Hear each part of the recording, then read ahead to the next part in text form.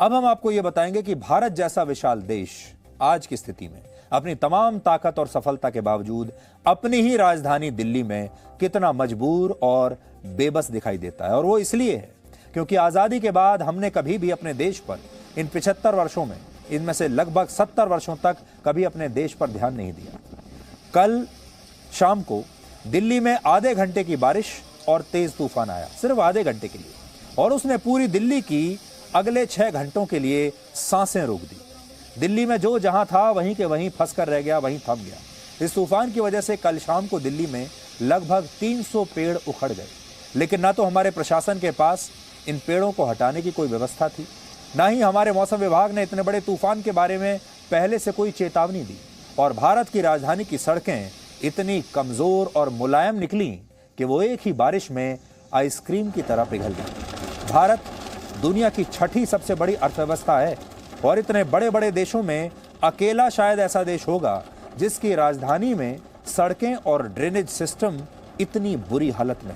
अगर आप बाकी के दुनिया की 10 सबसे बड़ी अर्थव्यवस्थाओं उन देशों में जाएंगे तो आपको उनकी कम से कम राजधानियों में आपको एक भी सड़क ऐसी नहीं मिलेगी जो टूटी हुई हो। अकेला भारत देश ऐसा है जहां आप भारत की राजधानी में आएंगे तो आपको शायद बहुत कम सड़कें ऐसी मिलेंगी जो बिल्कुल ठीक ठाक हों, अदरवाइज आपको ज्यादातर सड़कें टूटी फूटी मिलेंगी गड्ढों के साथ। और ऐसा सिर्फ भारत में ही हो सकता है, और अब तो भारत के लोगों को इस सब की आदत पड़ गई है। आप सबको पता होगा कल डीएनए में मैं आपके साथ नहीं था, कल मुझे डीएनए मिस करना पड़ा, और इसके पीछे की वजह यह नहीं थी कि मैं छुट्टी पर था या मैं किसी और वजह से डीएनए नहीं करना चाहता था। मैं यहीं था, इसी शहर में था, और इस स्टूडियो से जहां से मैं आज आपसे बात कर रहा हूं यहां से आधे घंटे की दूरी पर था। लेकिन इस आधे घंटे की दूरी को तय करने के लिए कल 4.5 घंटे लगे, और मेरे जैसे और बहुत सारे लाखों लोग दिल्ली के होंगे जो कल शाम को जहां थे वहीं फंस कर रह गए कई घंटों के लिए। और यही वजह है कि इस तूफान की वजह से कल मैंने डीएनए को मिस किया, लेकिन बहुत सारे लोगों ने अपने बहुत सारे कामों को मिस किया होगा। कोई घर नहीं पहुंचा होगा, कोई दफ्तर नहीं पहुंचा होगा, किसी को बहुत काम होंगे। और ये शायद दिल्ली में जो हमारे दर्शक हैं उनकी भी यही कहानी होगी जो मेरी कहानी है, क्योंकि इस तूफान की वजह से कल दिल्ली में सब कुछ रुक गया था। इस तूफान के दौरान कई इलाकों में 100 किलोमीटर प्रति घंटा की रफ्तार से हवाएं चली, ज्यादातर इलाकों में तेज बारिश हुई। लेकिन मौसम विभाग ने इस तूफान की चेतावनी इसके आने से सिर्फ 20 मिनट पहले जारी की, और यह पहली बार नहीं है जब हमारे मौसम विभाग से इस तरह की कोई चूक हुई हो। पिछले साल मानसून को लेकर भी हमारे मौसम विभाग के ज्यादातर अनुमान गलत निकले थे।